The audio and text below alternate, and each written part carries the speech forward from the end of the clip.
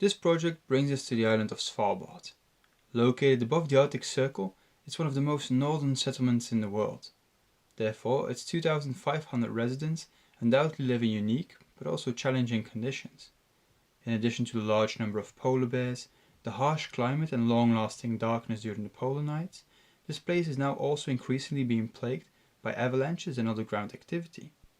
Such as was the case in 2015, when a massive avalanche struck 11 houses in the city of Longyearbyen, causing not only a lot of damage, but also taking a few lives. This movement of the landscape forms an interesting contrast with the known context of the island. Due to the permafrost-rich ground, normally little to no movement takes place here. Partly because of this, the landscape is often experienced as a kind of snapshot, characterized by a static nature.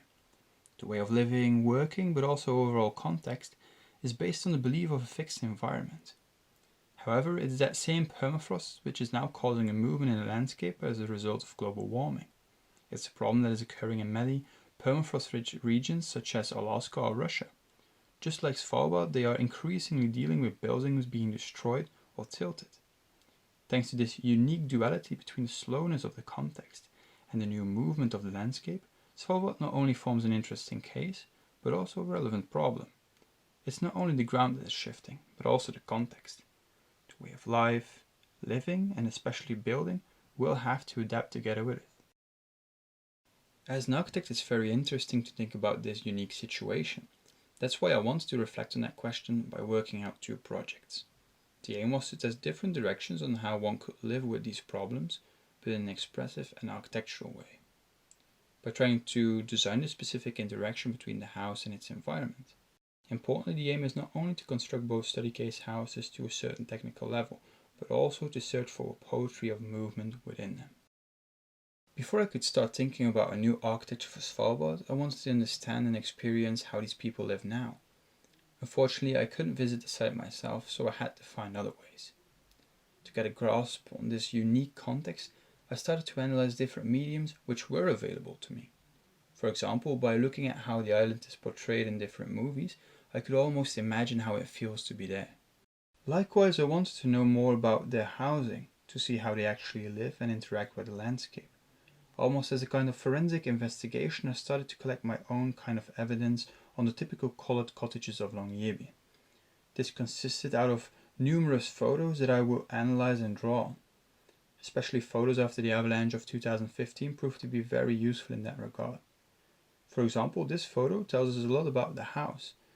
When we look between the rubble and snow, we recognize a refrigerator as well as the back of a chair, which not only tells us the kitchen is probably located here, but also that it's possible to eat there. An unhinged door provides a glimpse to a secondary space, most likely a central corridor. And when we look closely at the window on the 2nd floor, we can also recognize 2 distinct curtains. A light one by the window, a darker one inside the room. This could be a shower curtain, showing us the bathroom. Using this gaze and the tools of an architect, it becomes possible to reconstruct plans, sections, and even details, which lets us examine the house and its relation to the site. But unfortunately, a link is barely there. In all fairness, we are dealing with an architecture of Norway, not playing into the unique nature of Svalbard in any way. Therefore, these houses don't really answer to the specific needs of their inhabitants, such as the importance of gathering space. As a result, this research can lead to a series of potentials, which can be used in both study case houses. Thanks to this pre-study, the movement of the landscape could also be reduced to 2 categories, a fast motion on one hand, a slower on the other, each of them characterized by their own impact and frequency, making it very interesting to let each design play into a different movement. This idea brings us to the first study house, which anticipates on the slow movement of the landscape. That involves the sinking of ground levels, the accumulation and corresponding thawing of surface snow, and many others. As a direct result, we can see how houses start to topple.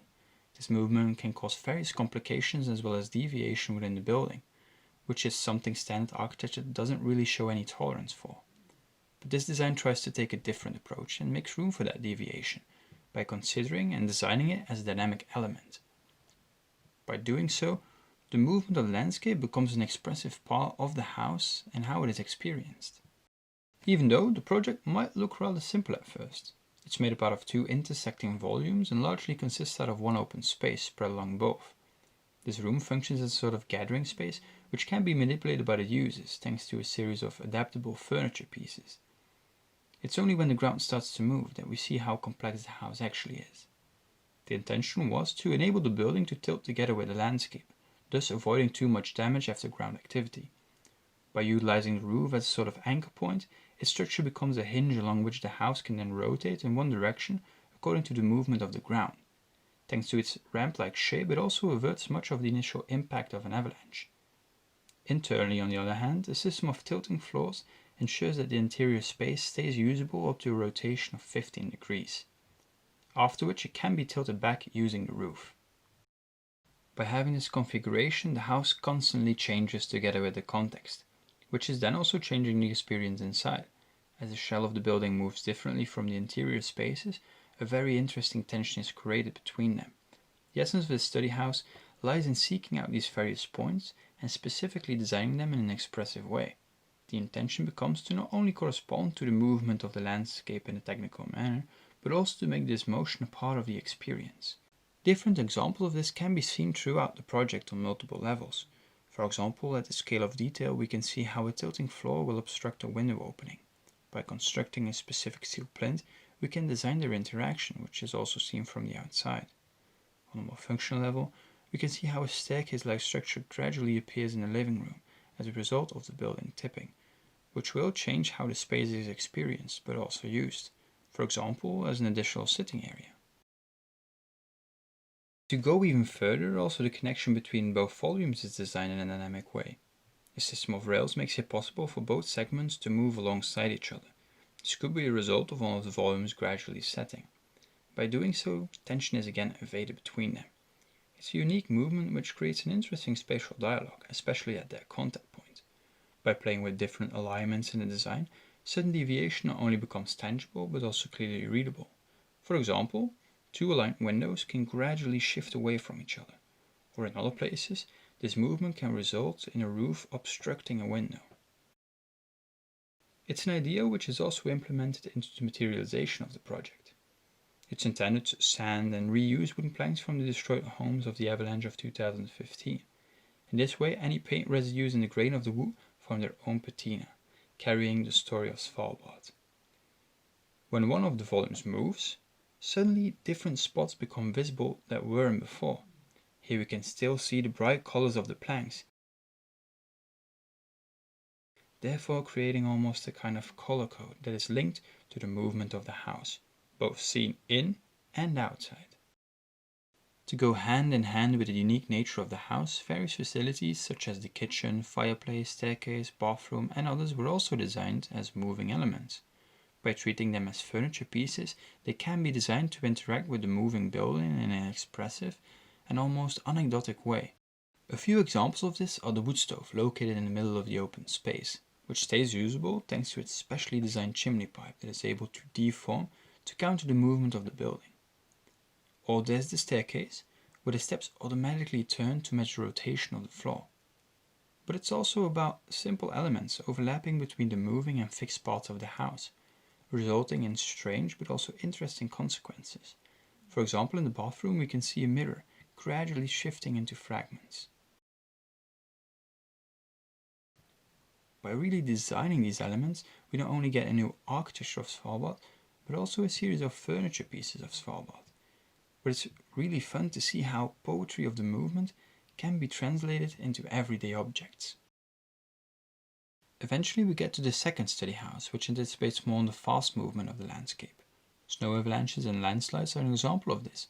Here again it becomes possible to deal with the specific motion of the site in an expressive way. To do this, a mobile capsule home was designed.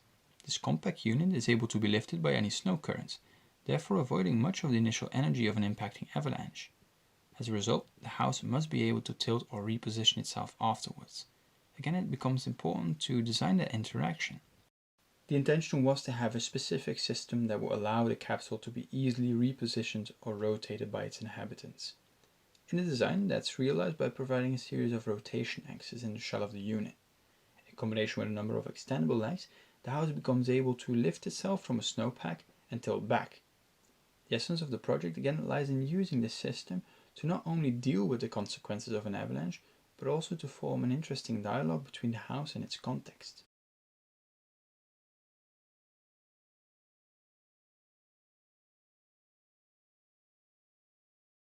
For example, this system can also be used to mobilize the capsule in a very expressive way. Since the frequency of avalanches is limited to a maximum of once every 2 years, it's necessary that the house can also be moved independently. The way in which that happens becomes very important, as this is literally where the unit makes contact with its environment.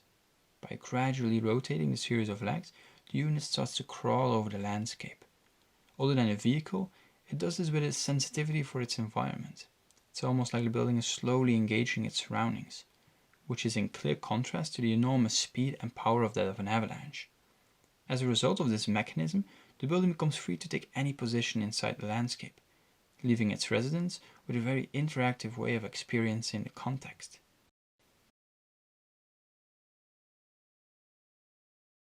Internally, the objective is again to form as much space for gathering as possible, which is of course a lot less evident in a unit of this scale.